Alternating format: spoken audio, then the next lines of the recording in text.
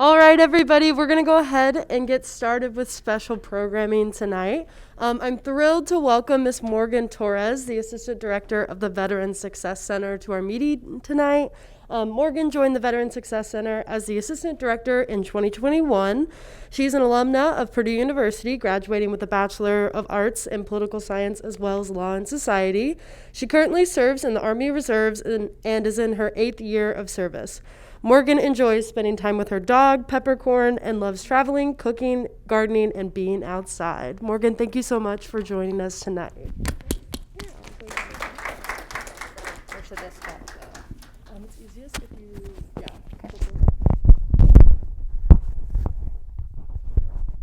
Okay, guys. You all look so nice. Where did you come from? Do you just look this nice all day? I wish that was the case with me. Okay, so hi, I'm from the Veteran Success Center. Real quick, just get a read of the room. How many of you guys are seniors? Okay, juniors? Okay, sophomores? Any freshmen? Freshman go-getters out there? There you go. Wonderful. Okay, so thank you for having me. I have been reaching out with Olivia, and Olivia told me about this, and it really seems to be a really good opportunity for you guys to learn about the Veteran Success Center and for me to learn about all of y'all. So has anyone heard of the Veteran Success Center yet? Yes? Few yeses? Okay, have you heard of maybe the Veterans Day ceremony, Memorial Day ceremony? Yeah. Okay, so that's why I'm here. Veteran Success Center is in the Purdue Memorial Union on the 2nd floor, and we're going to learn all about it. So here's my background. I'm from Monticello, Indiana. Monticello is about 30 minutes from here. I went to high school just across the bridge, small high school in Lafayette.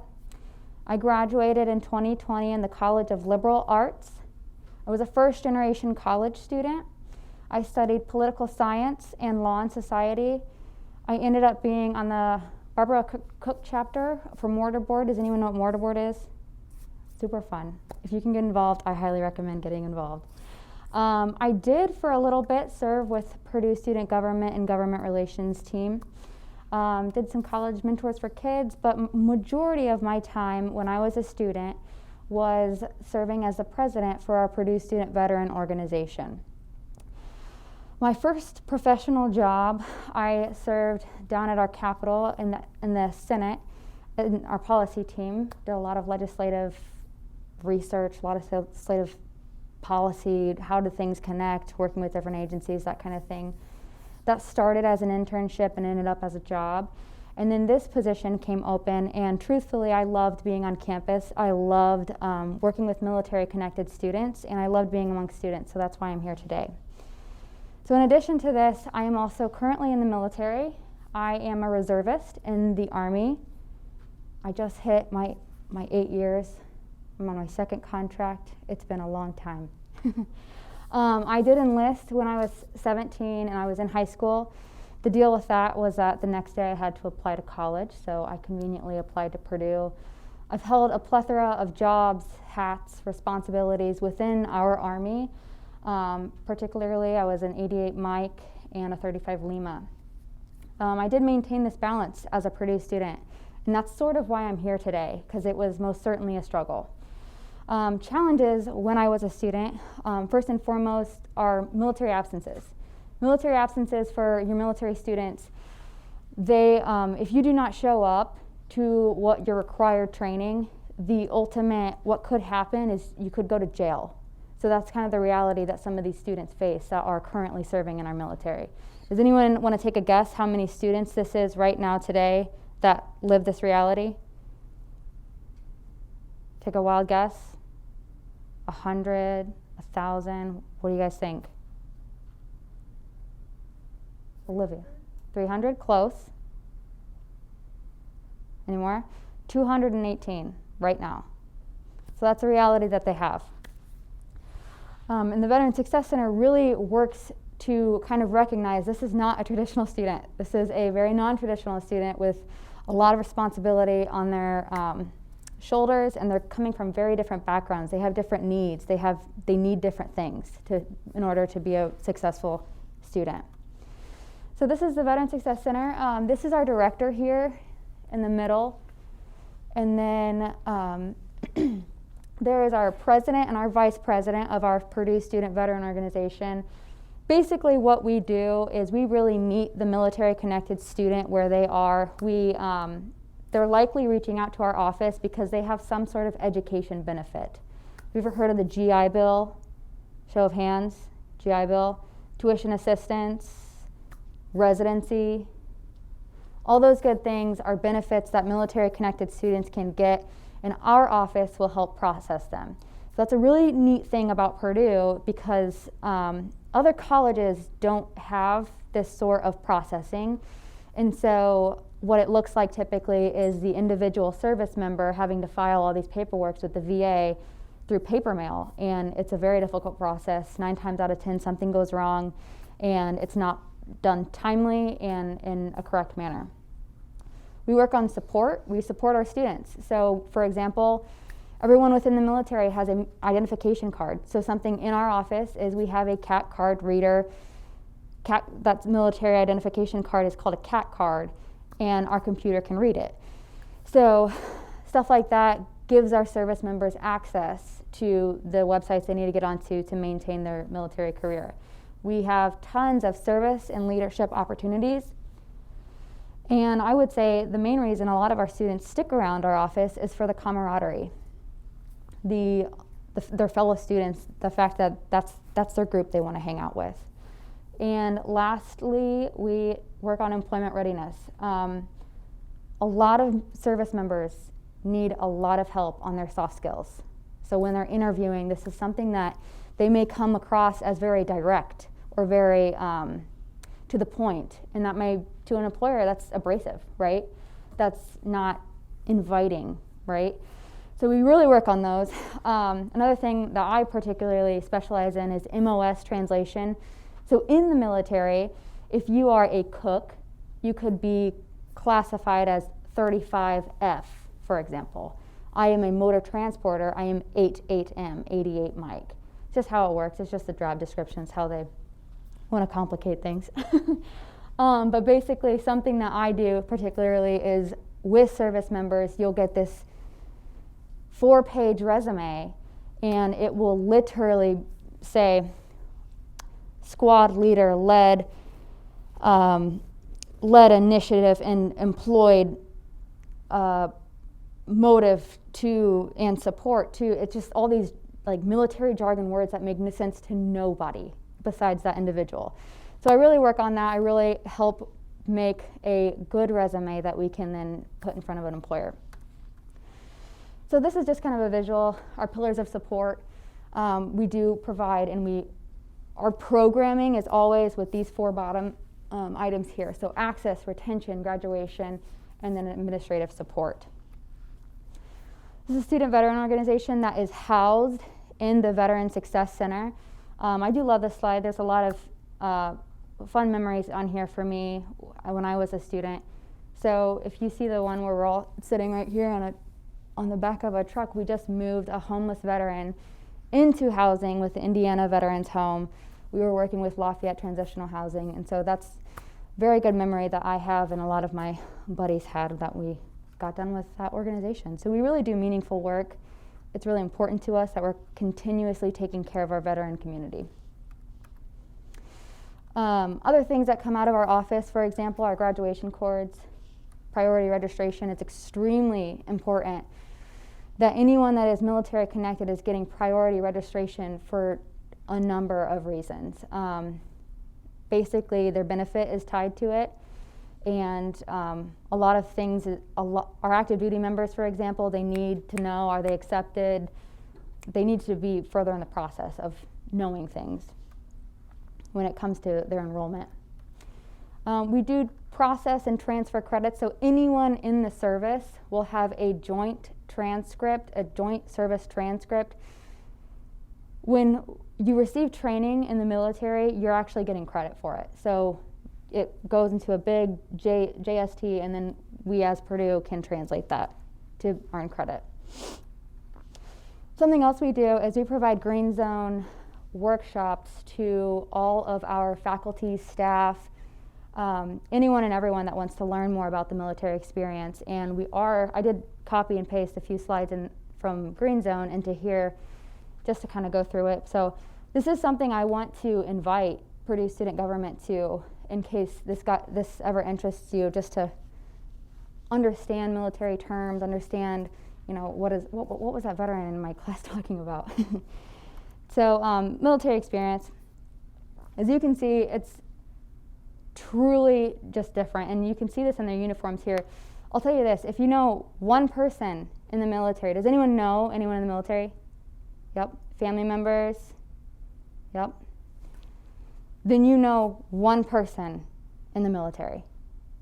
Like that exact how they did it is going to look so very different between how the next person and the next person and the next person did it. And that's just how it is. It depends when you join, how young are you, what job are you going to have, how involved are you going to be in your military career.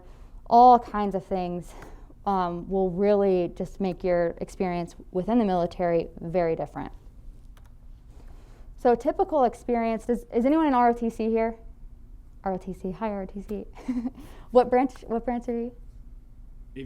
Navy, wonderful, awesome, yay. So a typical, I'm going to kind of highlight and use ROTC as an example here. So a typical experience within the military is you go to a recruiting office and you say, hi, I'm interested in being in the military, and they're likely going to give you a contract, and they're going to say, you can do this job for this many years, for this branch, it will be enlisted. Does that make sense? Does anyone know the difference between enlisted and then commissioned? So enlisted, that's going to be your sergeants, your petty officers, your NCOs, all those, your privates, Saving Private Ryan, privates. Those type of deals are going to be enlisted. How I like to explain it is they are going to be specialized in the job. They're going to be the hands doing the job. When you pursue an officer, so all of our fellow students in ROTC right now are pursuing this route, the officer route, through ROTC. So if you want to become an officer, your first step is going to be to obtain some sort of college education. So that's why we have ROTC here on campus. They are going to do their college education. They will go to boot camp that is kind of crafted for officers, and then they really work on strategy, basically. Strategy, they study history, they study maneuvering, and then together, your enlisted and your officers will work hand in hand to really fill all the gaps of how to effectively complete a mission. Does that make sense? Okay, is there any questions? Nope. Okay. So a reality that some of our students face is deployments and military absences. So not all deployments are called deployments. They can be called mobilizations. They can be called activations. What just happened? Guys, we had a pandemic, right? So our National Guard was activated to help the need for the state of Indiana. That's something that's some of the students went through.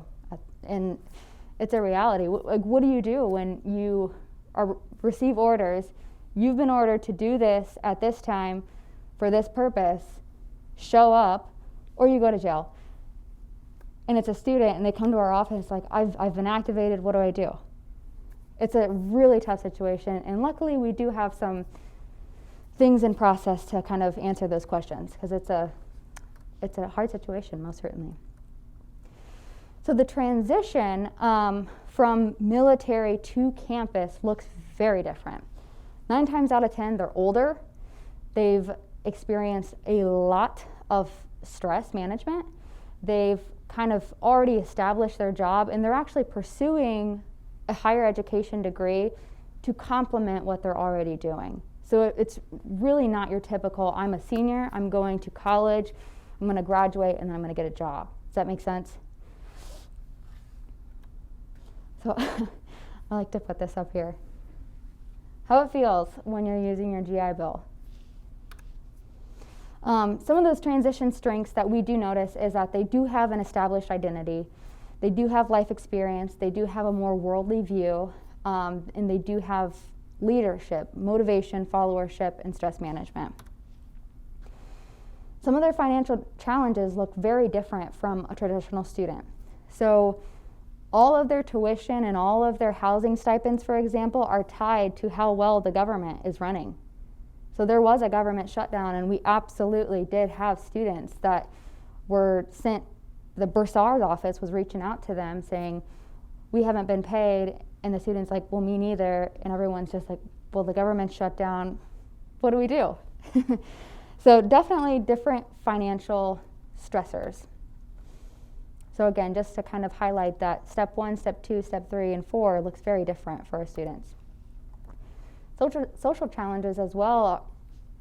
First things first is lack of social community. That's why a lot of students continue to come to our offices, because they do get a little bit of community there. And then also too, a social challenge, if I personally experienced this, I'm sitting in class and the professor knows, because I told her a while ago that I was in the military and I might have to leave, or I might have to do X, Y, or Z. Just wanted to keep her in the loop, right? And she, political something comes up and asks me to answer the question. How do you think that made me feel? So uncomfortable, right? And it really hurts the social community I'm trying to build, the people I'm trying to hang out after class with, to tutor with, or to just kind of bounce notes off of, or just whatever that case may be. It is a serious struggle. Some of the strengths they bring are pride, honor, integrity, but what does that seem like? That may be perceived as nationalistic. That might be perceived as, oh, they belong in one political party over another. That's not the case. They're just prideful, they're honorable, and they have a lot of integrity. Another strength is direct. They're very direct. There's just no grayness about them. And it's because in the military, being direct and knowing all the answers, that got the mission done. That ultimately translated into nothing going wrong, right? So over in civilian world, that might mean they're abrasive, they're impatient, or they're rude. Personal sacrifice might be perceived as team before individual. I always see on their resumes, they're saying, our unit did, my unit did, my fellow comrades did. Whereas on our resumes, think about when you're creating your resume, you put oversaw, you're taking ownership of what you did. It's an extremely hard struggle for military connected students, because they identify with the group that they were a part of. Their confidence absolutely comes off as arrogance. So how to communicate with a veteran or military or member of the military. We're going to quickly go over questions to avoid, questions to ask, how to say thank you, and on the lighter side. So as a reminder, this is a portion of green zone training that we provide to our faculty and staff. So this is just a few fun things. So questions to avoid, but are still asked. Did you kill anyone? Did you see any dead bodies? What was the worst thing you ever saw? I almost joined the military, but do you have PTS? Or insert political jargon. Questions to ask. What branch were you in? Are you still in the military? What inspired you to join? What was your job? What surprised you the most about being overseas, if they were overseas? And then how to say thank you. Thank you for putting the rest of your life on hold to serve the country. I personally like to summarize this. Thanks for choosing to serve, right? Because it's a voluntary thing. Thanks for choosing to serve. And then on the lighter side, and I promise you, if you know anyone that has a military background, they absolutely will bust out laughing if you ask any of these questions. What was the funniest thing that ever happened to you in the military? Was the food as crappy as we hear? What did you do in your free time while you were deployed? So that's just kind of a brief synopsis of Green Zone that we provide here on campus. And I absolutely, like I said, since you guys are at the forefront of what's going on campus, I would love to invite you guys. It's a 2-hour training. We have them roughly 3 times a semester, and then we do have an online zone as well. And then each semester we will have our own students come in and do a panel for us and kind of talk about the realities of being a military connected student on campus. I don't believe I covered this, but we help family members who have like a transferred education benefit, a veteran who is out of the service but did serve, a currently serving reservist, guardist, or active duty member, and am I missing one? I think that's it. But yeah, basically if you're military connected, our office will know about it and through the application process. So what I came to you guys here today about is potentially amending the military absence leave policy. So this is the policy right now.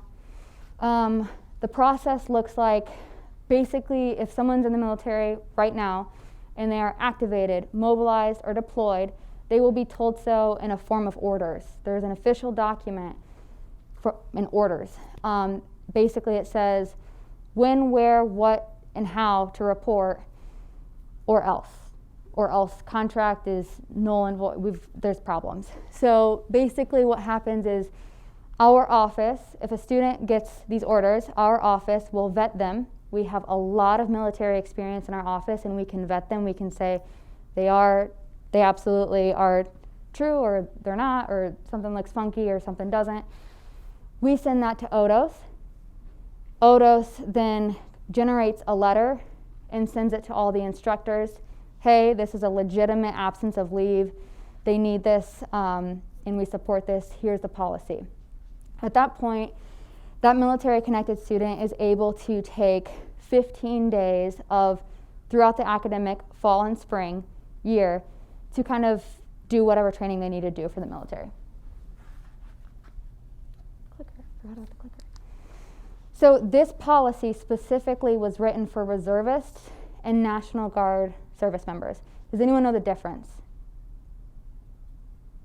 No? Okay, that's okay. We'll go over that. So the aspects of the reservists and the National Guard is that they are currently serving right now. Unlike the active duty, they are able to go about their civilian life however they please. Okay, so if that's building a family, if that's pursuing higher education, if that's being a truck driver, a professor, whatever, that's what they're pursuing. They're a reservist or a National Guard. The only requirements of them every single year, every single fiscal year, is that they have to train monthly, usually a Saturday and a Sunday, every single month, and then they have 2 weeks typically in the summer where they're supposed to train. So that really translates to why we have the 15 days. Does that make sense? Okay, any questions? I'll stop at any point. Explain stuff. Okay. So I kind of highlighted active duty versus National Guard. Our active duty service members are going to be, just as you showed up today to be a student and I showed up to Purdue to do my job, they're showing up in uniform at some military installation to do their job. And their job can be, they're a laundry serviceman to a cook, to an infantryman, to a counterintelligence agent. All the jobs are in the military. So that's what they're doing every day, is they're showing up to their job. That's active duty. They are deployable at any moment. That's the nature of their job. The armed forces are their life, and so if they're deployed, it doesn't really change much because that's kind of what they do anyways. So they're likely living right now on some military base or just somewhere. So a guardist or a reservist is going to, every day looks different. With every person looks different. They could be a mother, father, parent, guardian. They could be a lawyer, nurse, truck driver, whatever they pursue. So our students are obviously pursuing higher education. So the location of their occupation is anywhere. They are, however, deployable at any moment. They are obsessed with unit readiness. So quite literally, I would grab my phone right now, but someone in my direct line of people that I'm responsible for has a cavity. And so it bars him from our entire little section of people from being green. So we're not deployable at this point because a cavity could become a serious issue, and then they're out of our line, and then it's just a serious issue. So something as simple as that, we are like obsessed with unit readiness, always being ready, always being ready. So again, the consequences of not meeting those fiscal year requirements are quite literally you could go to jail, or you could lose your benefits. So the policy of interest is students are eligible for up to 15 days for military required absences per academic year with no more than 10 academic calendar days taken consecutively for their mandatory military training. So these are my chicken scratches. I'm sorry. This is like the only way in my mind I could make sense of it. So the bottom line is a timeline from August to September, okay? What is important to see here is one academic year is 2 fiscal years for the military. Does that make sense? So this policy was written to support our National Guardsmen and our reservists, but what we know this as, having government experience, that when you put policy into place, sometimes it exposes the faults, right? And so that's kind of what I'm here working towards, because when I was a student, this directly impacted me in a very negative way, and it was a continuous problem, and we still see it today. I invited our president of our Purdue Student Veteran Organization to come with us. He had tons of stuff, and I was like, you're a student first, right? So go do that stuff. But he was impacted by this as well. And so what happens is we can't choose when this 2-week training happens. So my 2-week trainings happened in May. What's in May? Finals, right? So I arranged with every individual, my professor, I'm like, I'm so sorry, I can't do anything, I cannot do anything about this. And ultimately, I'm going to have to legally choose to go to my military training. Worked it out with my professors. It all ended up fine. But then that following August, what's August? Syllabus week. My first syllabus week, I knew that I was going to be 1 week late to classes because of military training. I informed them. I purchased the book. I was emailing them back and forth. Hey, I've done this X, Y, and Z to prepare for this absence, just letting you know. The university supports it.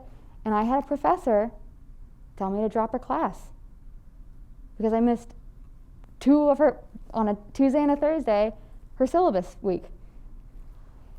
And it continues to happen to our students, and it's because this policy is wonderful. It really is. Most universities do not have anything like this. So we are grateful for it. But put it into practice, and it does expose some faults. So bottom line is the academic year covers 2 fiscal years for the military. So this is kind of an example of when an annual training can happen. An annual training is, remember, one of the 2 requirements from our Guardists and Reservists. These are just some scenarios of what could happen.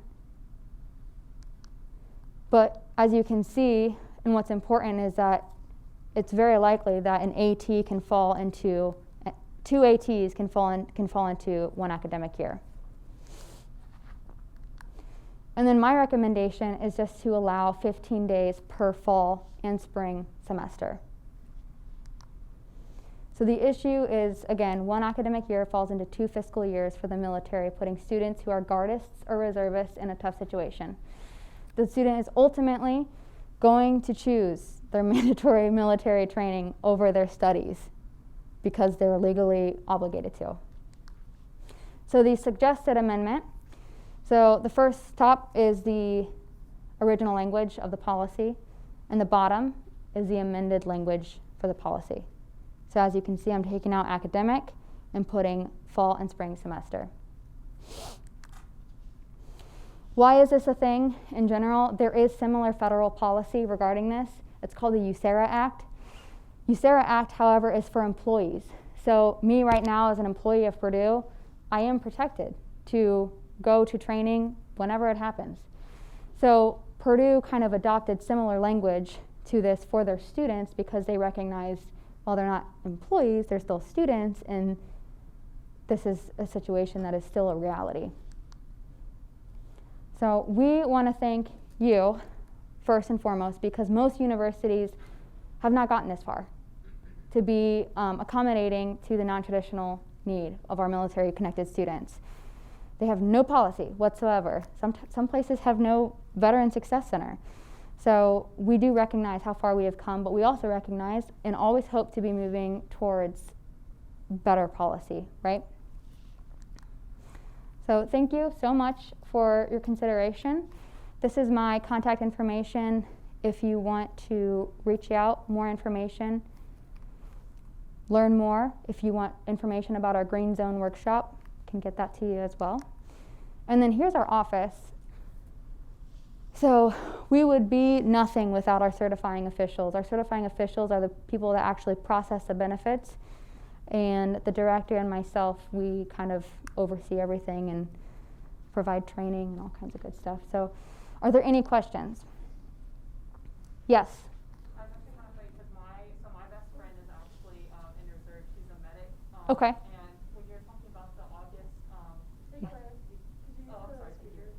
yeah, how you got called away during the August session, she's actually missing her first 2 weeks in August. Yep. But she was talking to me the other day. She's actually going away for her weekend training this weekend. Yep. And she's traveling Thursday and Friday. And she mentioned to me that she's having to miss a lab exam. Right. Travel, and she emailed her professor and was like, hey, I'm going to have to miss Friday. You know, I have to travel. I have to get there. Yep. I need to get exempt from this, or I need to get this moved. And he was like, no. Is she a Purdue student? She is a Purdue student. And she had to, she emailed back and forth. And really the thing was that her professor was not aware that, Yeah. her military orders stood, she couldn't get them moved, and that she had to go, and that Right. he was legally kind of, obligated to Right. allow her to go. So I guess my question is, what are you guys doing to, make, I guess, the professors more aware of the situation? Because from what it sounds like, this isn't the first experience she's had. Right. And she's really frustrated with it because Yep. it just seems like, she's having to jump through a lot of these hoops and rearrange things, and they're not being very accommodating. Oh, yeah. Yeah, they're not being accommodating, and they don't recognize that they do need to be accommodating. It's already policy. Someone long before has voted on this, and it's passed, and you as a professor absolutely need to kind of work with the student to make this work, right? So in that particular situation, I wanted this job so very badly to help with that situation. And some things that I'm going to do and that we're currently doing is, have you guys ever received an email? Hey, so there's an athlete in your class. Do you want to sign up to tutor? Who's received that email? Me. Okay, me too. I want to figure out how to say, hey, hey professor, instructor, there's a military connected student in your office. We would love to get you signed up for Green Zone, because Green Zone is very important. You guys got a little snippet of Green Zone just right there. But it's a 2-hour session of how to deal with military connected students. So we're going to get them signed up for Green Zone, and then make them aware of the military absence leave policy. Another thing that we really want, that we know of, is that instructors and professors have a manual that they're able to kind of pick and use from. It's kind of like a template. Right now on that template, and maybe I heard your medical policy just passed. Yay! Yay! They have this template, and we want to get, already on this template is the abereavement policy. So we want to get onto the military absence leave policy. So it's just bettering channels of communication. On our end, we have to do a lot better job of doing this training, to reaching out to PSG, reaching out to students, making them aware that you don't have to just drop a class, you know. And so it's that. Does that answer your question? Those are two specific things we're doing right now. Yeah, definitely. That answers a lot. Thank you. Yeah, of course. Yes. Thank you so much for coming. My question was just kind of in conjunction with your last answer. Okay. So, talking about like having some type of letter go out to professors, letting them know that they have like an active student. Have you talked to the DRC at all? Because I know that that's how they set up their stuff. Like it's like a database where you like send a letter to the professor and then they have to like do whatever. I was just, what you said kind of sounded similar to that. Yes, we have worked with the DRC in the past, but not from this angle. We've worked with them from disabilities, PTS, all that kind of stuff. We had a student come in today, and you just never know when PTS is going to come up and need a resource, right? So we haven't from that angle. Does that answer your question? Yeah. Okay. Got a question? Yeah, thank you so much. So I wanted to know, so basically, I love that you came here and brought up an idea for us to work on. Are you asking to work on it together, or is this something that you are doing and like already, or are you asking for help? I guess, what's your like action plan for these amendments that you brought up? I would love some sort of resolution, just with your support, if you support it. So do your homework, do your research on this. As a student, I've recently graduated, guys. I was just in your seat like not too long ago. And this is so important to me because it really hindered. I just needed support. I just needed a professor to not, email back and forth with me. I just needed support. And so that's kind of why I'm here. That's one of the first things I wanted to do. I was hired in November, and I ran into Olivia at the Veterans Day ceremony, and I was like, oh my gosh, can we have a conversation? So I guess do your homework, do your support, do your research, do all that good stuff. If you support it, I would absolutely love some sort of resolution, language, that I have your support, because I'm eventually going to go and pitch this to Purdue University Senate. Yeah, so I want to hop on that. I was going to throw out during my executive reports, we'll make a little working group if anybody wants to work on this project, and we can work on some legislation. Yeah, because how it works is you can get anything on the floor of the Senate as long as one of us sponsors it, which I'm sure someone in this room would be in support, and Okay. and then we can help bring it to University Senate from like our agenda, or you can bring it to Okay. them yourself. But Okay. we can definitely help. Yeah, I'm glad. Yeah. Okay. Yeah, that's awesome. Thank you. That's most certainly kind of what I want to do. And I wanted to do a little bit of an intro, and she had a really good idea of doing an intro first, because if you've ever ran into one of these students before, I wanted to let you know, as the governing body, like, these are your students too, is that they just got a little bit different story, but don't we all? So, yeah, thank you. Yes. So the policy proposal that you've proposed here today, Yes. how much would that affect that problem that Claire, the senator, just brought up here about that student not being able to communicate well enough with their professors for the beginning of syllabus week, or the end of, like, your situation was the finals week? Like, Right. will those 15 days help 15 days per semester Yes. ideally help alleviate some of that concern that we have with the professors not accommodating? Absolutely. I would say if we were able to pass something like this, it really speaks on behalf of, to the professor, it's to have it in policy, it really shows, like, oh, the university backs this. Now, I understand and recognize that most instructors are not aware of this policy as of right now, so that's something we are also tackling. But the 15 days, as you move up in the military, as I have been promoted, and you continuously get promoted, do you know what rank your friend is? I don't, but I could very easily find out. Okay. Well, I'll tell you what. If she's training if she has to leave on a Thursday, on a Friday, so our training is supposed to be on Saturday and Sunday, period. But as you move up, you get more responsibilities, and they start requiring of you to show up earlier, to be the part of the planning. It's called advon, the part of the planning and preparing. So somebody's got to move laundry machines so that everyone can go and be gross for 2 weeks. And then someone, once the main body leaves, someone's got to move those laundry machines again. So as you go up, so to answer your question, those days start stacking up. Thursday, Friday, and then another day, and then another day. And what I experienced as a student was I could not be sick, right? How many days do you get nowadays for being sick? 3 per semester? Are you? Yeah, most. Okay. I had a few, it's okay to be sick a few times during the semester, and you just send in a thing, hey, I'm sick. Maybe that's not the case anymore, but I had to dip into those days to accommodate for the Thursday and the Friday. It was just really silly. And then when you have those really long trainings, it's and from the service member's perspective, you absolutely, if you can log into a Zoom, you can do that while sitting in a Humvee. There's so many pictures of my friends took pictures of me sitting in a Humvee logged in on class. It can happen because they can communicate that to their command, hey, do you mind if for 30 minutes I sit in on this class, 30 minutes to an hour, I just show up for attendance. So it really is something they can work through.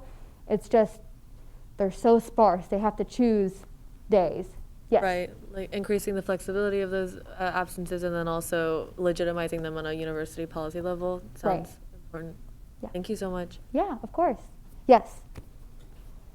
Yeah, so kind of adding to your policy, I know with ROTC we have summer commitments. I was wondering, I know you spoke to fall and spring semesters, but I was wondering if any of the active students or active duty students or even reservists that you deal with do a summer class and then realize they get orders and then have to drop it, and if there's currently policy in place for them to receive a withdrawal or some sort in order to make sure that they don't just have a fail on their transcript because they had to leave even though it's a sped up portion of class.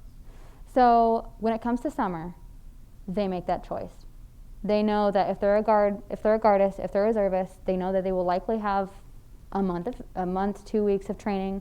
And so we very rarely see that particular situation because summer is really a choice you're making, whereas you have to kind of show up to fall and then have that class that follows up with the fall course in the spring. So that's truly up to them. We haven't seen that situation, but if, for example, they're in the fall, spring, in the middle of the spring, and they're deployed to Afghanistan, that literally happened to the person I wanted to bring today. He leaves all his grades. He has options at that point, and it's really dependent on how far in the course he is. He can either accept his grades as is, he can take partial credit, or he can just completely withdraw, but it would be a withdrawal, not a WF.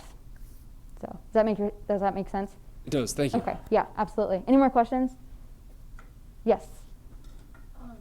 This is straying from the policy that we were just talking about, but how does the Veteran Success Center partner with CAPS? Because I would assume that there are students who need to go see Absolutely. The professionals there. So, and I also know that CAPS sometimes can have a long line or backup. So, or the students who come to the Success Center, are they able to get priority, or how does that work? That's a really good question. So we have, CAPS has recognized PTS and all the traumas that come along with the military experience. And we actually have someone from CAPS sitting in our office once every 2 weeks. So we have a very good relationship with CAPS. I think it's very important that we have that established. There are tons of things that our office does that you wouldn't even think of. Sexual harassment. That's a hot topic on campus. There is a lot of sexual harassment in the military. A lot of it. And 9 times out of 10, it opens up some sort of investigation, so no one really talks about it in the military. So when they get out, become a veteran, having a resource to send them to for example, CARE, really good resource to send our students to. It's a free therapist. Maybe they want to deal with that trauma now that they're separated from the service and they're able to freely talk in a confidential space without an investigation being opened about what happened to them. So there's just tons of stuff that kind of flows in and out of our office that really builds up all the things that we provide to our students. That was a great question, and thank you. Anything else? No? Okay. Oh, thanks, guys.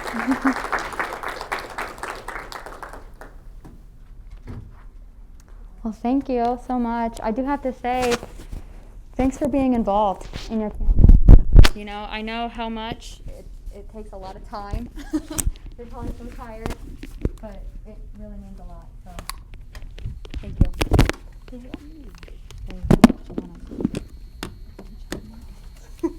Switch out.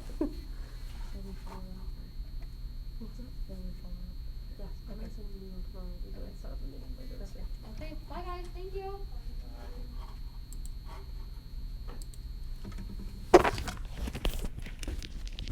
Hello, everyone.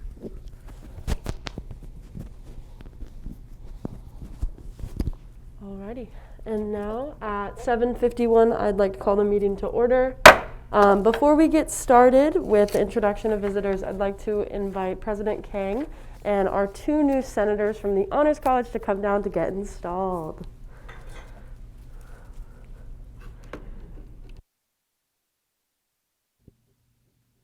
Hello? Hello? Hello? Hey. Yeah, I think it's on. Awesome. Okie dokie. Hi, I'm Shannon. I'm the president this year. And what's your name? Isabel. Okay, so should we do them both at the same time? Okay, we'll do separate. It's going to be more like ceremonial for you. Okay, so just repeat after me. So I state your name. On this 23rd day of, can you say the date? So on this 23rd day of February 2022. On 23rd day of February 2022. Swear to abide by and uphold the Constitution and the bylaws of the Purdue student government. I swear to conduct all legislative business with the utmost integrity and with the best interest of Purdue University and its student body as my main objectives. Congratulations. And your name? Sam. Nice to meet you. All right, so you'll just repeat after me. I state your name. I, Sam DeLucia Green. On this 23rd day of February 2022. Swear to abide by and uphold the Constitution and the bylaws of the Purdue student government. I swear to conduct all legislative business with the utmost integrity and with the best interest of Purdue University as and its student body as my main objectives. Congratulations, Sam. Thank you.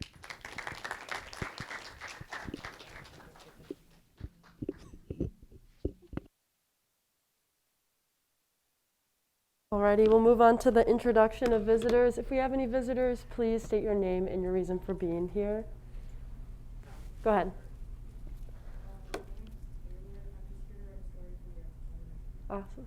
Thanks, Taylor. Now moving on to proxy reports. Do we have any proxies this evening? You can go ahead and introduce yourself.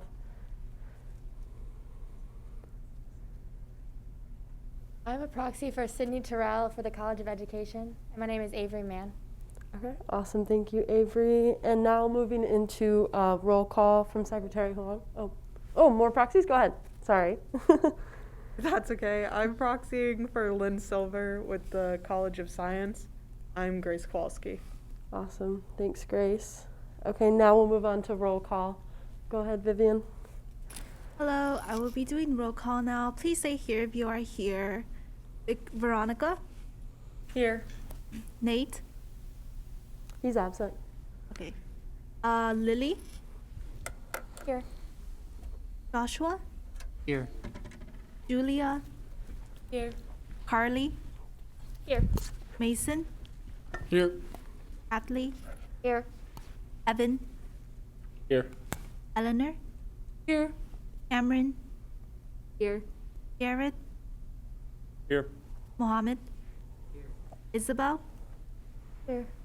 Sam, Here. Michael Brown, Here. Andrew, Here. Adam, Here. Matthew, Here. Claire, Here. Liana, Divya, She's absent. Go ahead. Ishida, Here. Sophie, Here. and Matthew. Matthew Stockler? Okay, thank you. Awesome. Now moving on to our land acknowledgement. Purdue student government acknowledges the traditional homelands of the indigenous people upon which Purdue was built. We honor and appreciate the Potawatomi, Delaware, Miami, and Shawnee people who are the original caretakers of the land. Now, senators, please rise for the Pledge of Purpose.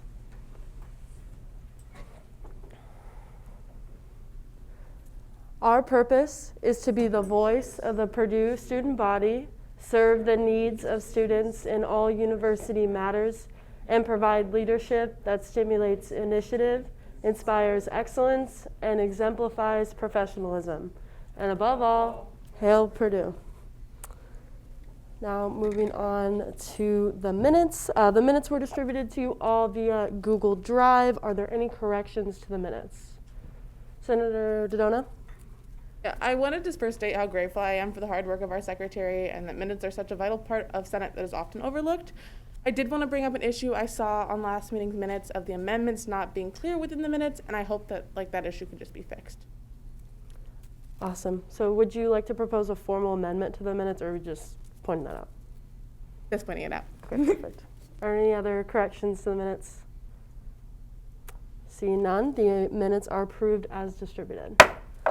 Now moving on to executive reports. President King. Yes, so I guess I'll start with University Senate.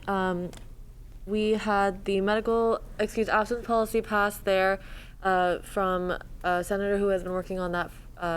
He's not here with me. He doesn't serve in PSG anymore, but he has watched that pass. So congrats on that. That was a PSG initiative from a few years back. The adding MHA to the academic calendar unfortunately did not pass. The university just seems a little bit hesitant to touch the academic calendar. It's very simple. It's a very simple and concise calendar. So we made a jab at it, but that doesn't mean that it can't be worked through in other years. Other than that, just wanted to let you guys know about some parking conversations that Senator Terrell and I have been sitting in, seeing how that's going to move forward. They have new leadership within the parking operations facility, and we're optimistic that they will be more open to change and listening to kind of the newer concerns that are arising more recently. So besides that, that's all I can think of right now. Sounds good. So first, I'd like to go ahead and take names for any senators who are interested in helping with this veteran absence policy. I was going to send out a when to meet, and we'll find a time soon. So if you could just raise your name placards. Sick. Actually, there's so many of you. I'm going to throw something in the Slack. You can just like the message. How's that? Okay. And just a show of name placards again. Are we interested in doing some kind of organized green zone training? Is anybody interested in that? Maybe? Okay, I'll get some dates for that as well. Okay, and then I also wanted to put this on everyone's radar. It came through Shannon and I's inbox this week, and I didn't know it was an event, and I thought it was really special.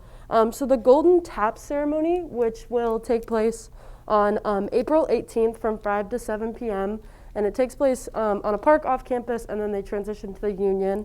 And it's a celebration of life for Purdue students that may have passed away throughout the academic year. And I thought that was really special. And I want to invite you all to attend. I know President Kang will be invited to give a keynote address for that. So again, that's April 18th from 5 to 7 p.m. And then I'm super excited again about MEEPS passing University Senate. I know EPC is excited as well. And our next Educational Policy Committee meeting will hopefully be finally sending the Dead Week policy in its final form to University Senate. That's gone back and forth many times, so I'm excited to see that go. So any other executive reports at this time? Go ahead, Sean. Just another, the last SOGA of the year is due in April. If you have any clubs, it's not the most popular one, but if there's anyone that has events over the summer, there is SOGA funding for that. And then, as a reminder, each college and committee has funds to spend. Again, I saw some MHA events. Make sure you think through your event and list all of those expenses on the APF so they can be approved by BOZO ahead of time. Thanks, Sean. Any other? Go ahead, Pro Tem Reynolds. Just some updates for everyone on the Senate side. Senate duties by March is my goal, so just reminding everyone about that one more time. And then social media takeovers, information about that will be resent in Slack. The comms committee has set up opportunities for us to take over the stories and to even be posted on the feed as well. So guys, fill out those forms. Senate ice cream social will be following BOD 9 p.m. next week. If anyone wants to come hang out with some senators, and then and that's all. Thank you. Thanks, Veronica. Any other executive reports? Go ahead. Just wanted to update you all on ABTS. So currently the vice president of ABTS has graduated last semester, so there's an opening there. So if anyone is wanting to be the vice president for ABTS, you're more than welcome to. I think the letters of intent to run are due tonight. So if you want to do that, just contact me, as well as the presidential position as well. They have left recently, so the president and vice president positions are open, and the elections are on Sunday. So it's a little quick turnaround, but this would be for the rest of the year. Awesome. Thank you, Andrew. Go ahead, Braden. And then for the election, the last call-up meeting was this week. If you're interested in running and haven't let me know, then please let me know. It's starting to get to crunch time. The deadline to submit a petition is the 10th of next month, and it takes a little while to get some signatures. So please send me a Slack message, send me an email. Just let me know. Any other executive reports? One thing I really just wanted to mention with the election, I was going to bring it up around announcements, but I'll go ahead and take care of it now. Just make sure, regardless of whether you're running for re-election, you're not running for re-election, please just remember the commitment you have made to finish your term this year. So just keep that in mind. Please prioritize your time here over your election priorities or anything like that. So I know it kind of goes without saying, but I just wanted to say it. So now moving on to committee reports, internal affairs. Yeah, so IA has our MHA event will be the Thursday of MHA from 4 to 6 or 6 to 8, one of the two. It will be on the MHA calendar. We are going to be making slime. It has been approved through SAO, so we'll have the slime pre-made, and then we'll have like glitter and other things to put in it, and all of that stuff should be ordered by the end of this week. And then just our actual committee projects. We're still working on the standing rules and the Senate Associate Member Program. If anyone wants to get involved, just let any of us know. Okay. Moving on to FA. Yeah, so Financial Affairs also just finalized our MHA event. It's going to be on Monday of MHA from 6 to 8. We're doing succulents and painting pots. I got approved by SAO, so we're all good on that front. Additionally, we've been reviewing the PhD Small Grant applications as usual. I think we hit 20 applications currently, as well as giving out $5,000. So we got half of it still left to go. Another cool thing is that I was given the opportunity to go to to give a presentation about the program at a diverse SAO luncheon, as well as with Sean. And so that's a cool opportunity to spread the information, as well as finalizing the fiscal guidelines hopefully tonight. Awesome. Thank you, Senator Dodona. CSRA? So our MHA event for hamster balls also got approved by SAO this week, and it'll be that Tuesday and Friday from like 12 to 5 and 1 to 5 on Croc Lawn.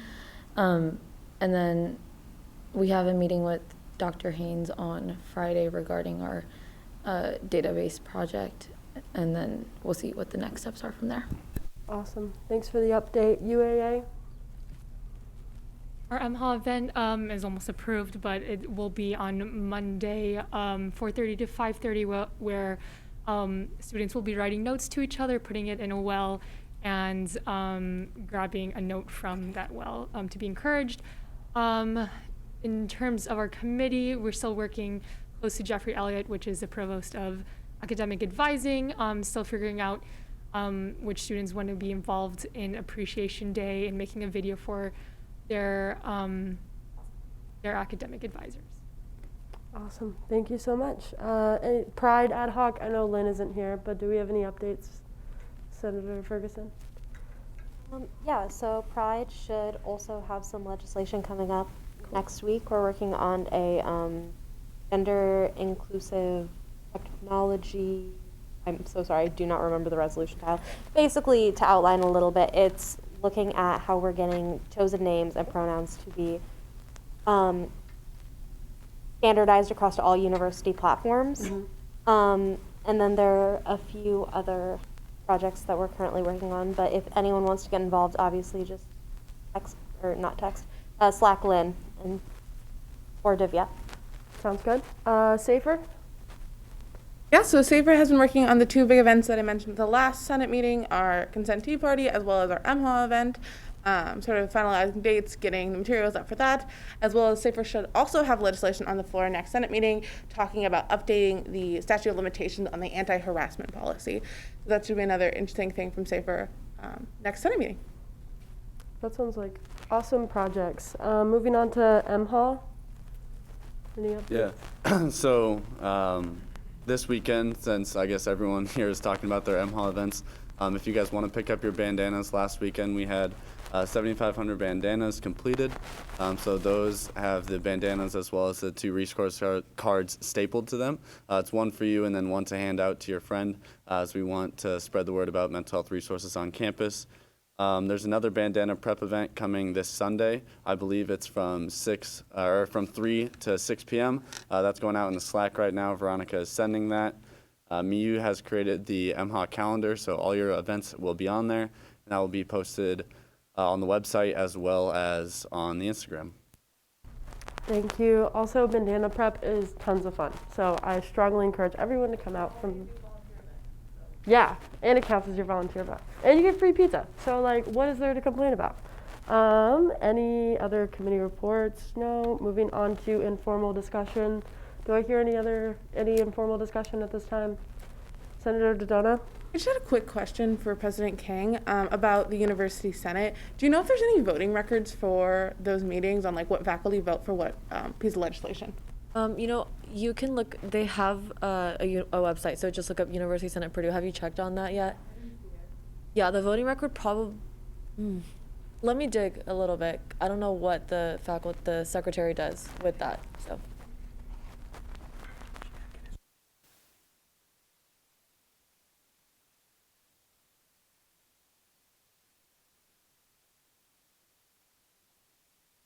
Sorry, technical difficulties. Go ahead, Senator Merkel. Just to provide a brief update on the Greater Lafayette Climate Planning Resolution as well as the Food Waste Resolution. We have converted those into faculty Senate bills, and we've been looking them over with the Faculty Sustainability Committee and the Faculty Senate. So we should be presenting those to the faculty floor soon. So I just wanted to provide a brief update for anybody who is interested in those since they were popular bills. So those are moving along. Thank you, Senator Merkel. Any other informal discussion? Okay, seeing none, we'll move on to old business. Do I hear any old business? Go ahead, Senator Chris. Motion to bring up Bill 2163. Second. It's been properly moved and seconded to bring up Bill 2163, the creation of the PSG fiscal guidelines. This is the second reading of this bill, and it is amendable, debatable, and requires a majority vote. Any discussion? Senator Dodona? Yeah, so this is the second reading of this bill that was on the floor last week. As most of you remember, there was an amendment that lowered that ceiling within Article 4, Section 1. There was some conversation at the end of that piece of legislation about sort of defining exactly what internal spending was, being some wiggle room within that. A conversation that Financial Affairs had based on that meeting was to explicitly outline exactly some examples of what internal spending would be, such as apparel and retreats. I wanted to sort of let that out there and see if anyone else had any conversation about adding that before I propose a formal amendment to it. Thank you, Senator Dodona. Is there any other discussion? President Kang, would someone like to yield the president time? Senator Chris? I yield 2 minutes to the student body president. Thank you. Ellie, could you repeat what you said before retreats? So the 2 things you wanted to add were? Go ahead, Senator Dodona. So basically, if you look at the Section 1, it says, which is not central to the functioning of PSG, and what would be added is, includes but is not limited to apparel and retreats. It would be those 2 things that would be added. Senator Chris? I yield 30 seconds to the ABTS liaison. Yeah, so we had mentioned last time that we had not seen PSG around campus. So I'm just wondering why we are limiting apparel spending. If we're not seeing it around campus, then why are we limiting how we can spread PSG's name around campus? Senator Ferguson? Madam Vice President, I just have a quick point of order. Are we discussing an amendment, or is this just discussion before the amendment's being proposed? This is just open discussion. Amendment hasn't been proposed. Any other discussion? Senator Merkel? To address the ABTS liaison concerns, so we understand that apparel is an important function, although we consider it internal. So we are not limiting the apparel spending or retreat spending with this bill per se. We're just limiting the total that those would go into, and the limit being 20%. That's much higher than our current spending levels are right now. So we're not limiting it. It just makes us think a little bit more thoroughly about what we spend our money on internally. Is there any other discussion? Senator Dodona, would you like to? I'll yield President Kang 5 minutes of my time. How much time? Oh my gosh. I'll just sit here in silence now. So since we have some back and forth about whether or not apparel should be considered internal or external spending, I think there's an argument to be made for both. So I would, if we're going to be proposing an amendment here on the floor today, I would suggest that we remove apparel from one of the line items, I guess we would call it, for this particular internal spending fiscal guideline. Thank you, President Kang. Senator Ferguson? I happen to disagree respectfully with President Kang. I believe that that apparel brings up such a large portion of our internal budget that it's worth adding it into that chunk of the including but not limited to. I think that without it, the percentage doesn't make sense, and that would need to be reevaluated on how much then we therefore spend on our internal spending. And I think that conversation could be a lot longer than the apparel yes or no conversation. Thank you, Senator Ferguson. Senator Brown? First, thank you for all the work that FISC has done on this policy. I had a quick question. I know Senator Merkel brought it up that we didn't even come close to what our current percentage is. You happen to know how much, I guess, percent of that percent we utilized? Anybody on fiscal? 14. 14. Senator Dodona?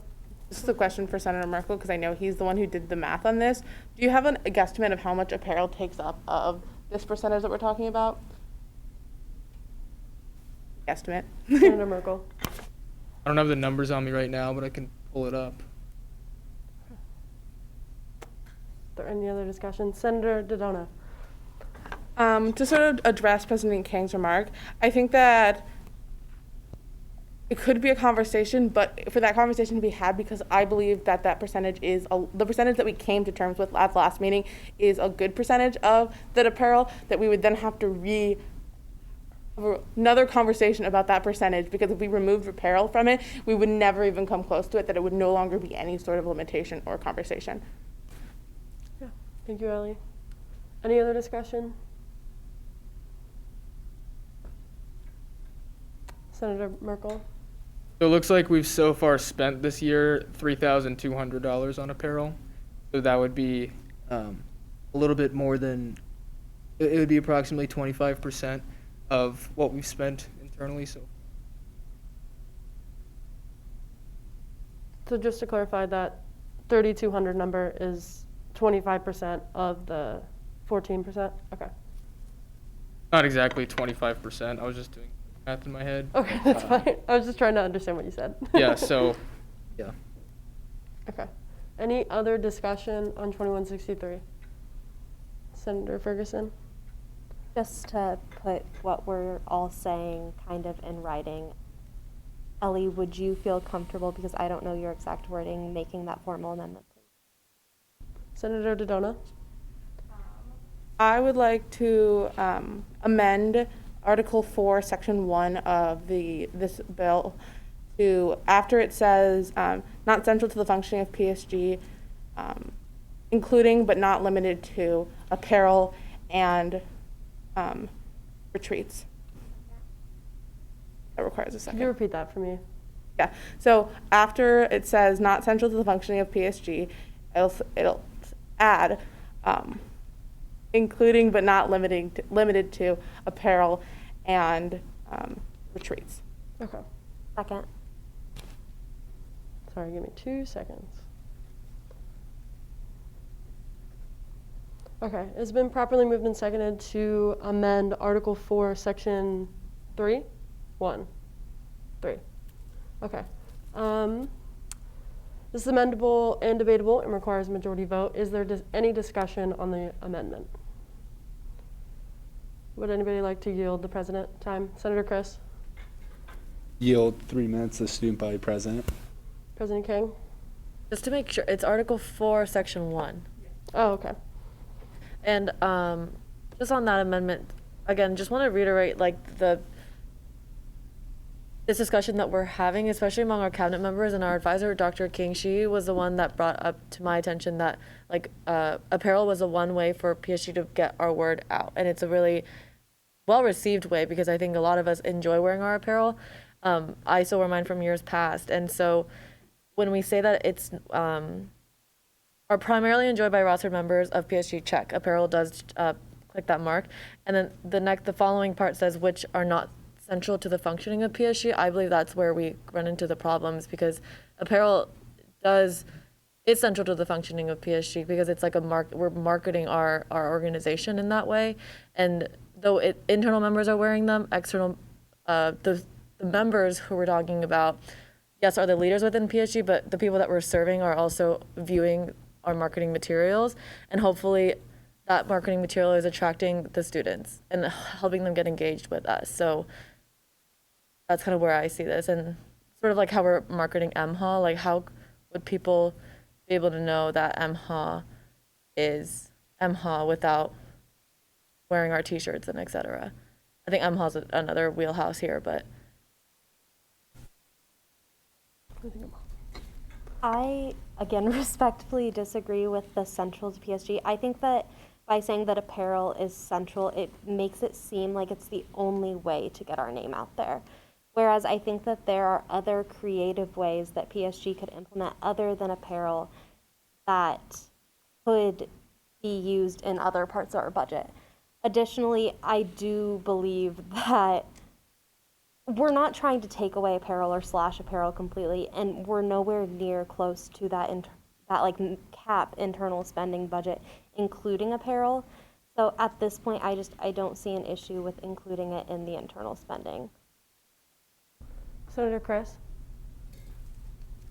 I just want to say first off that, like, I agree that there are more ways to getting the PSG name out there I still believe that apparel and members wearing our shirts and other apparel items is probably the most efficient way still. And I also yield 2 minutes to the treasurer. Thank you, Senator Chris. Go ahead. I really want to second President Kang's notion as well as Senator Chris. I think without apparel, where is our name? It's on Instagram. That takes effort to follow, effort to look at. It doesn't take effort to see PSG's name on a polo outside of Walk. And I agree that there are other ways, but we don't have any right now. There's not an action plan for them. Senator Kang also mentioned, was it central to the function? I think retreats is part of this amendment. There's a wide range of funds that you can spend on retreats, but I think they are central to the function, especially the fall one, especially for new members. I know I, coming as a new member in the fall, and I'm sure many others found it beneficial. And yet, yes, there's room to improve there. Yes, there's room to improve advertising. But as we are now, we don't have a plan, and restricting this will just kind of hide PSG even more from the student body and limit how it can affect and help our students. Senator DeDona. Well, I really respect the remarks made by Senator and Treasurer Wiseman. I think that the sentiment that this bill prohibits or severely limits our ability to buy apparel isn't true. I think that though there are some limitations within it, the benefit of apparel isn't lost through having some sort of limitation within internal spending. Really seconding the remarks that Senator Ferguson made, that it sort of allows for us to limit that section and have more voices from Senate on it while not taking away that, as well as allowing for sort of picking and choosing on what sort of internal spending we want. If a current Senate is way more interested in apparel than retreats, that is a choice that can be made at that time. And so it allows for that flexibility amongst administrations, as well as protects the benefits of apparel that's been talked about today, but still focuses our money on the students. Question. Senator Brown. I don't know if this statistic exists. Do we know if the 14% that was utilized or 25% that was previously brought up, is that just this past year, or is this a trend that has existed throughout the past several years? Senator Merkel. So I've revisited the numbers. It's closer to 21%, but the principle still applies. This was actually a decrease from last year when in the beginning of the year we cut the apparel spending and allocated that instead to board of directors initiatives, different projects to allow the board of directors to run more initiatives with that money rather than spending it on apparel. So it was higher previously. This was a decrease. Any other discussion on this amendment? Pro-Temp Reynolds. I just want to say something that touches on points that a lot of people have mentioned. So I know MHA shirts were brought up. I know we haven't bought shirts for the student body for MHA for the past 2 years, but when we did 2 years ago, we bought like a bunch because our budget was quadrupled. So we bought a bunch and we gave them out to the students. So that is another way that I believe would not fall under internal spending, that we can use apparel to get the name out there. Like we had the MHA shirts and passed them out to students. But then arguably, then last year we only bought MHA shirts for the MHA committee and PSG members. So like, just because MHA was already brought up, that reminded me of a good example of how we still can use money in the PSG budget that's not internal spending to get the PSG name out there. Senator DeDona. I just wanted to bring up something that reminded me when Pro-Temp Reynolds was talking about it. We have bought apparel that we distributed to all students before that wouldn't fall under this category. Like last year, I believe we bought a ton of yellow shirts that were handed out at like tabling events. And so this wouldn't hit that definition, but it'd be a way to get apparel that isn't internal spending based because it doesn't meet that first definition criterion. So there are ways to still utilize apparel as an effective mechanism of marketing without it solely being internal based. Would someone like to allocate the president time to speak? Senator Chris. Okay, 2 minutes to President Kang. Thank you. Just back to our conversation, Ellie, I love that point that you brought up because I agree. I think you guys as a body are able to kind of like cut a apparel budget or say like we did this year, we moved the money from internal to BOD to do more external spending.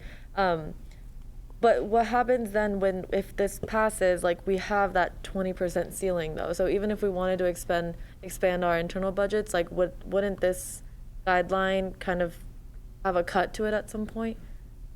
Have a cap, not a cut.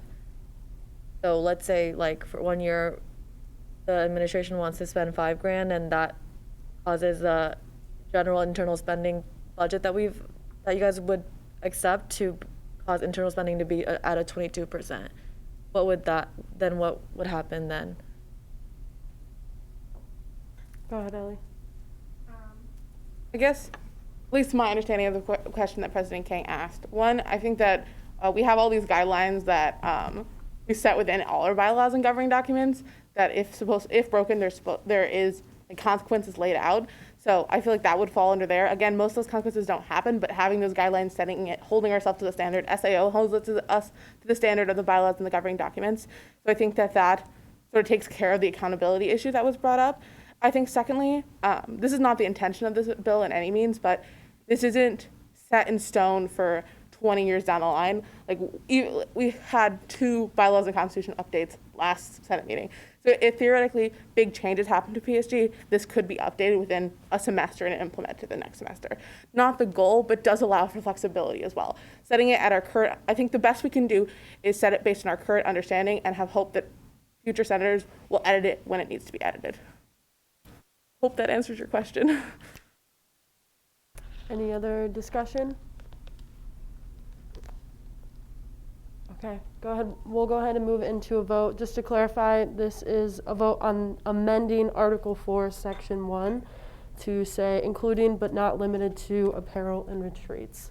We'll attempt to take this vote by raising your name placard. All those in favor, please say aye.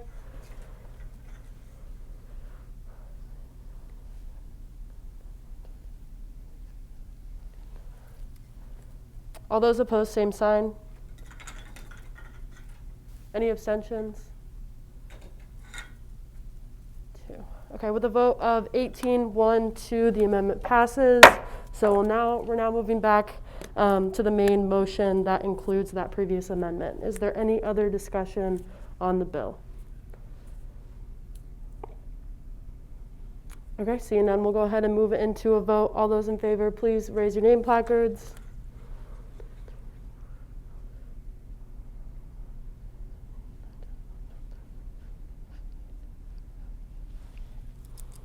All those opposed, same sign.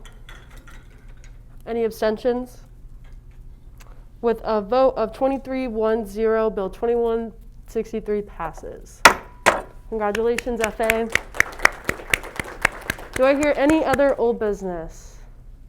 Seeing none, we'll move into new business. Do I hear any new business? Senator Chris. Motion to bring up Resolution 2165. Okay. It's been properly moved and seconded to bring up Resolution 2165, a resolution to update Purdue University posting policy. It's amendable and debatable and requires a majority vote. And with that, I'll go ahead and turn it over to either of the authors. Senator Ferguson. Yeah, so just to give a quick intro to the bill, intro to the resolution. This resolution came out of a conversation that was had in the Student Affairs Committee of the University Senate, where Allison and Richard came and spoke to us about their experience with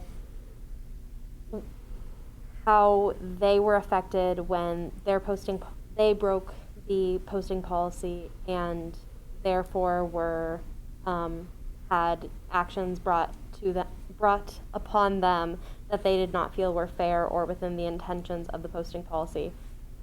To clarify what the posting policy is, it's basically where you can put posters or like signs or things like that on campus. To give a little bit of an outline of what we've changed to it, we changed a little bit of the logistics of it, when and where to go to building deputies, links where they need to be found. In one part, we got rid of the word slander because it was libel, things like that. We also made the language of the document a little bit more inclusive to include all students rather than just basing upon student orgs, because every student has a right to be represented by this policy and to have free speech and how they are supposed to demonstrate that on campus, clearly delineated to them. And also something that I believe is one of the more important parts of the document was the very end where it was the procedures section where we are saying that first-time offenses with limited or no property damage shall be resolved without expulsion, suspension, or criminal action, and damages will be determined as a case-by-case basis by the Office of the Dean. So delineating if something is not a serious action or has no property damage, that it cannot be punished by expulsion, suspension, or criminal charges. And then Ellie? So a couple things to bring up. First, I think that sort of on the broader topic of posting policy, a part of this resolution discusses that the administration should disseminate this policy more to all students. I think in order for a policy like this to be effective and for people to know about sort of when and where to post, the university has an obligation to spread it. Particularly when we talk about Purdue being a champion for free speech across universities, having that as part of this resolution is really important to all the authors involved. Secondly, in terms of the more implementation side, we did have some meetings with David Sanders, the chair of the Student Affairs Committee, which this resolution will be sent to, sort of getting their opinion and starting already work on having it go through University Senate. As well as I met with the director of civic engagement, and she gave me some thoughts and opinions on sort of next steps for this policy as well. So on the implementation side, we've already started taking those steps that need to be in order for a policy like this to change. Lastly, unfortunately, the other two authors couldn't be here tonight, but they did prepare a statement for me to read that I'm going to read to you all now. Good evening, Senators. We are Allison Vaklis and Richard Liu, and we're both juniors here at Purdue. Last from November, we were arrested by PUPD for hanging up posters on campus calling for the university to take stronger action in response to the string of sexual assaults that have been committed against women at Purdue last semester. While we couldn't be at this meeting in person tonight, we still wanted to seize the opportunity extended to us and prepare a statement of support for the changes to the university posting policy.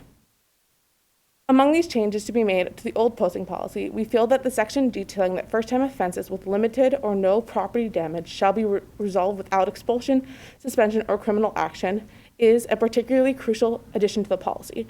In our experience, we feel that the arrest, criminal charge, and booking into county jail were somewhat of an overreaction by PUPD. In discussing with legal counsel, they seemed shocked that the university would take such extreme measures. Having to deal with this with an arrest throws a large weight into the careful balancing act between friends, family, health, and particularly our academics. Our grades sharply declined after our own arrest and deeply affected our ability to concentrate and perform academically, even though we were never charged with any crime. As first-time offenders, had we been able to have a more transparent assessment of the actions we were accused of, perhaps we would have been able to avoid a lot of undue stress and legal mess, especially since the county prosecutor never did pick up our case. Hopefully, future students who are acting in good conscience with no history of school sanctions and those violations are minor can be saved from a similar trouble. With the changes to the university posting policy as suggested by this resolution exist in a larger scope than what we just spoken on today, but this particular addition was significant to us based on our own posting experiences. Thank you, Senator Dodona. Could someone allocate me a couple minutes, please? Go ahead, Claire. Allocate 5 minutes of my time to Madam Vice President. Thank you. I just, first, I know they're not here, but I want to thank Allison, Richard, Ellie, and Lily for tackling this issue. I also, I think it's so prominent, and I think, you identified, how Purdue likes to tout the fact that we are ranked pretty high in terms of free speech on campus. But that isn't true when, students are scared and when students feel like they aren't, ensured due process and ensured, holding to policies like these. So I just wanted to throw that out there and express gratitude to you guys for putting this policy in place. And also, I was thinking about kind of implementation of it, and I think it would be great to maybe toss it over to BGR in the fall to include in their kind of like free speech curriculum. I remember like a presentation that's done, and I think that would be a really great addition to that. So with that, I'll open it up to any other discussion, or if someone would like to allocate time to the president. Senator Dodona. I will allocate 5 minutes of my time to President Kang. Thank you. I definitely applaud this resolution because of the concerns that I've personally heard from those students and also from David Sanders as well. And especially, I love the part about that we've mentioned several times here right now about the first-time offenses not being resolved with expulsion, suspension, or criminal action. And I think that as is, that's amazing. But I think in the future we should, when this goes through the Student Affairs Committee, when we have some legal eyes on it as well, we should include something about how that also includes waiving or excusing those students from the consequences of criminal action, whether that be financial consequences and like any record consequences as well. Those are concerns that I've heard from students who have had similar experiences with this. But thank you guys so much for putting this up and running it by me. I'm so glad you guys have had really great conversations while you were making this. So hopefully we'll see it pass today.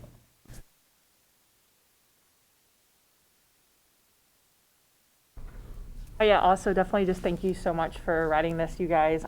This is excellent. Two things. Firstly, I was just kind of a general question on, because I know you were touched on how the university, needs to provide, the clear guidelines to the students so that they are accessible.